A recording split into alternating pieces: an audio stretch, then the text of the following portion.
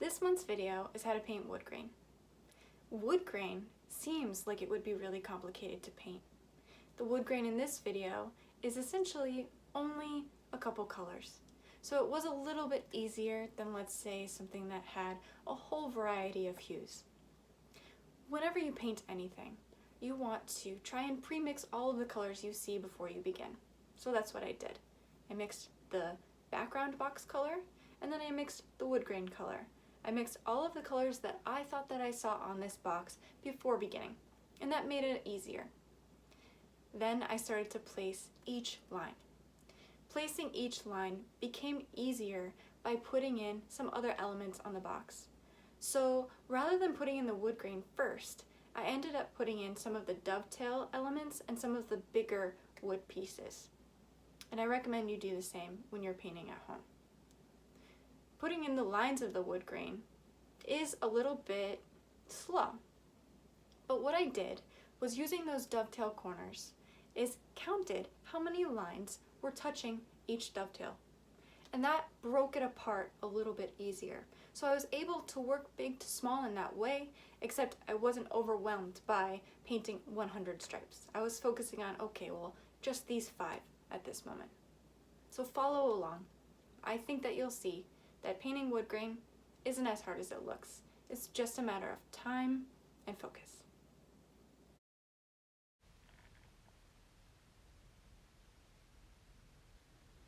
So rather than start with the individual lines of the wood grain, I decided it was easier to find these major pieces of the box. So I'm putting in that top stripe, trying to find the right color and trying to put as little paint up there as possible. I'm also using a size brush that is appropriate for that area. So if I turn that brush sideways, I'm able to make that width of that stripe with one go. What was good is that when I pre-mixed my colors, I also mixed that undercolor, that more light orange color.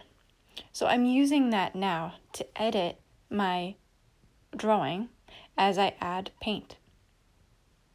So it's a really good idea to make sure that you have all of your colors pre-mixed so that you can just pull from these different batches and sort of edit your shapes as you go.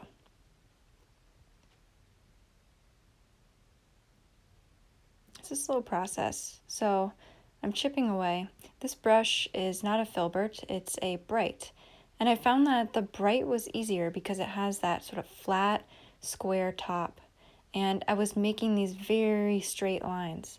So it ended up being my brush of choice because of that. The other thing to keep in mind is that there's some glare on this painting from this camera angle. So every time I'm brushing up and down, the glare is coming across in the canvas. So when I brush left to right, I'm knocking down that glare for the camera to show the true color. You want to make sure you do the same when you're painting at home. You don't want to step back and only see glare. So figure out why you're getting the glare, and because you can't move your light, it's probably going to be the change in the brush strokes that helps reduce the glare. So I sped this video up for us to see. It's really just a matter of placement at this point. I'm trying to use the right color, but more importantly, I'm trying to place all of these dovetail triangles with the right spacing in between. So it's a shape exercise. Can I place the right shape in the right spot and go from there? I'm also using a brush as an eraser brush. So whenever I'm editing or trying to make the shape smaller of the paint that I had just applied, I'm using a little bit of the odorless mineral spirits on my brush to push and edit those shapes. So I essentially have one brush to add color and another brush to remove. And this is really only something you can do if your undercolor is dry. So my box, when I began, was dry.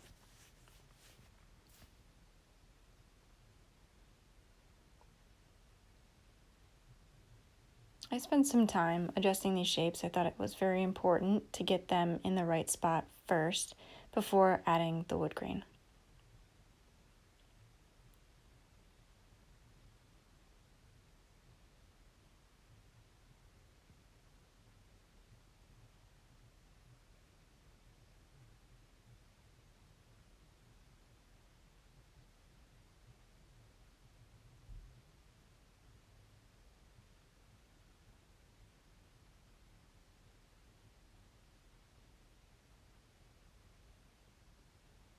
When it comes to starting to add the lines, I was using those triangles of the dovetails to see how many lines intersected with each one. And so, yes, I was counting each line, but it wasn't overwhelming. I could focus just on those. And because the dovetails, I took so much time with them because they're in the right spot, they're the right size, they're not too big, then the lines all fit. I was looking at adding each line, trying to put them in at the right angle. What is the space like in between each line? And then realized that I had to have that top piece of wood I had originally put in nice and straight so that my lines would fit accordingly. It's really kind of like you're jumping right into trying to finish something. So to straighten this out, I really started to tackle that top line first, chipping away at it with this nice brush. And then went in and decided, you know what, I'm just going to put in this whole line straight across. Try and figure that out there. Get it in nice and straight, and then chip away at it with either using an eraser brush or using some of the box color to paint into that stripe to make sure that it just gets straighter and straighter the more I work on it.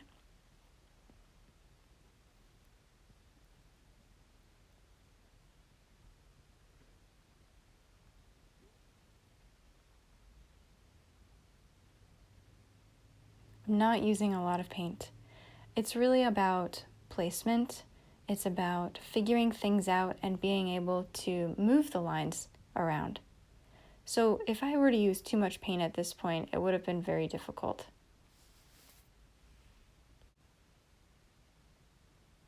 I'm still using that bright brush because it has a nice fine tip. It's a nice straight tip. So as I'm going in and slowly adding paint, I'm very carefully changing the shapes. I'm also trying to make sure that the colors are getting closer and closer. So as I get back into these areas that I had already painted, you'll notice that I am going a little bit darker because the areas that I had originally painted, the color was off a little bit.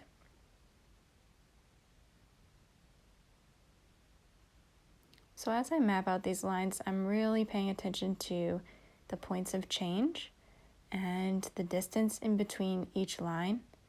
Also, the line's relationship to the other objects. So in real life, the lines came sort of to its first peak. They curved up and touched higher right underneath that bowl, kind of almost central to that bowl. So pay attention to that as you do wood grain. Use your other objects as guides to how to place the ins and outs of these lines. They're not going to be straight. There's knots and all different spacings. The lines will get closer together and further apart. So the whole time I'm doing this, I'm trying to follow that idea.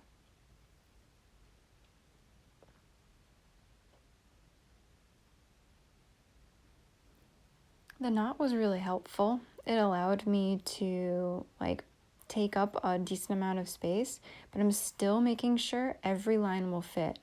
So as I sort of ease up to that knot area and start to fill in this whole left side, I'm making sure that I'm not missing anything.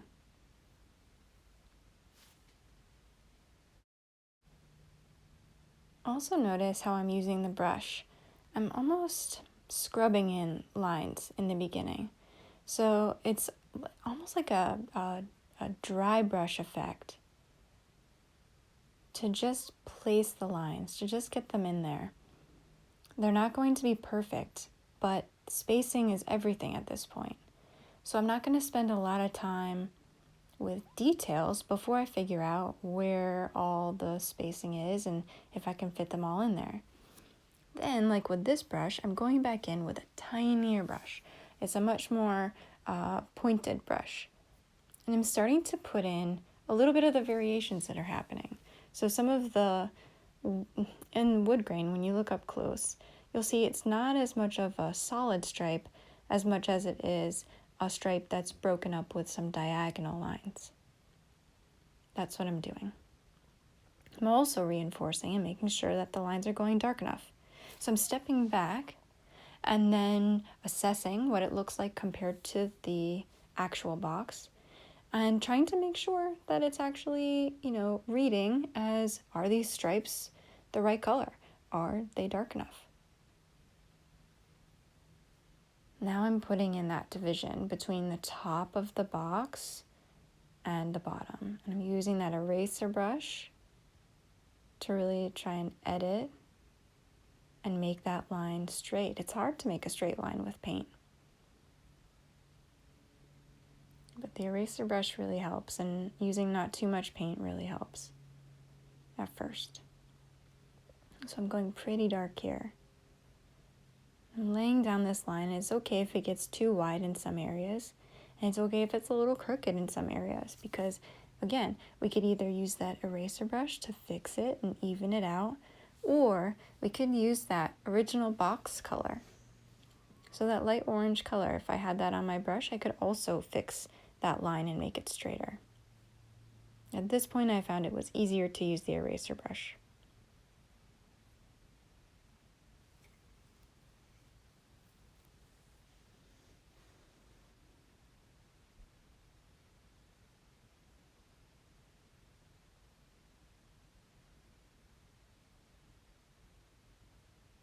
So you can see it's starting to come alive a little bit.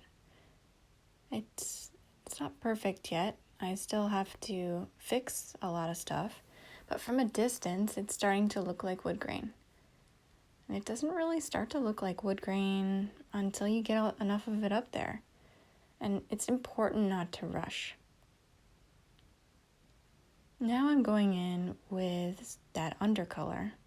So not the dark stripe color, but the color behind it. I'm starting to fix these shapes a little bit so that in the end, I end up covering the entire painting again. So it's not just painting the stripes and fixing them, but it's painting what's behind the stripes again as well.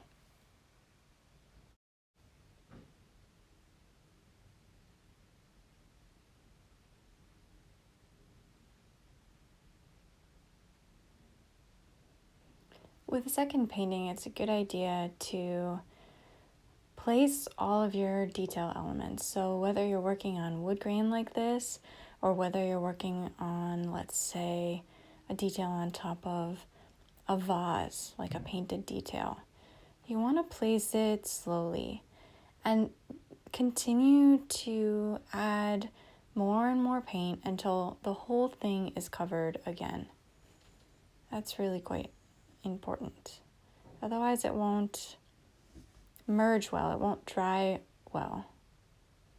It'll look like splotchy paint in some areas.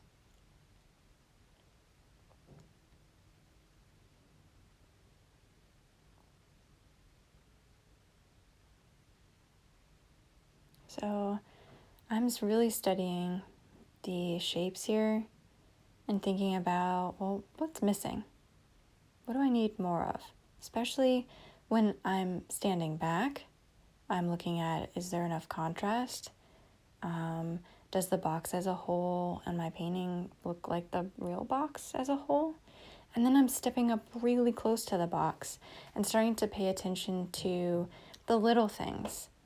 So that as I start to approach the idea of finishing this, I'm looking at what it looks like up close in real life, and then what does my painting look like up close in real life? I'm trying to mimic all of those things.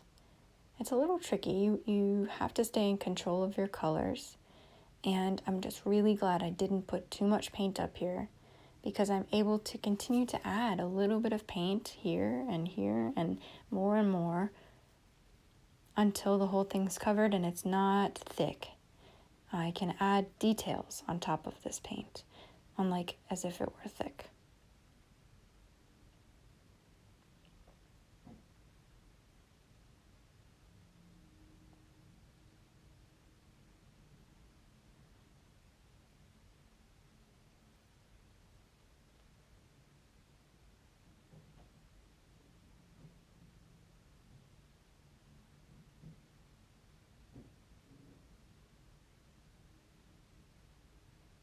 You want to make sure that you choose the right size brush, something that's appropriate for the little brush strokes.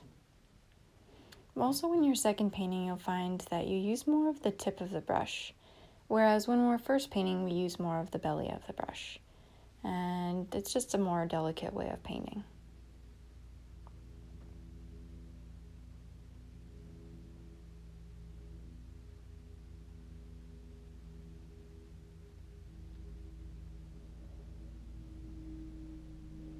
Again, straightening out some lines. I'm tapping. That's an interesting thing when you're doing second painting. Sometimes you tap. Sometimes it's easier, especially with a straight line.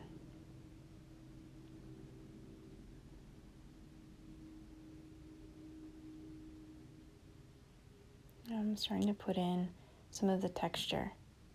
I'm standing closer to the box and I'm starting to see variations.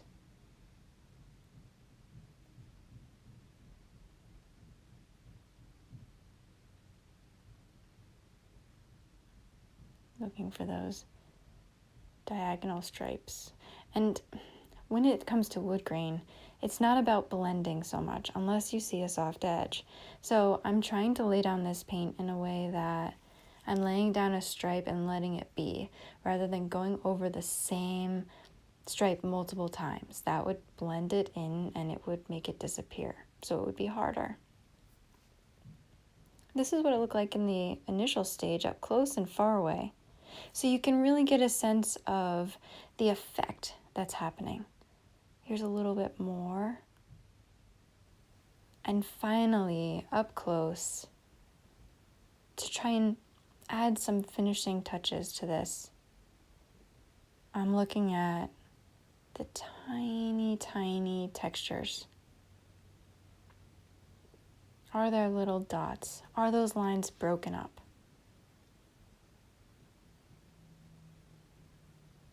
Am I going, are there sort of dark areas versus lighter areas? Are there like stripes through the light areas that are barely visible? It's all those little things that you can now put in at the end. So I hope you found this demonstration helpful. Here's the final piece.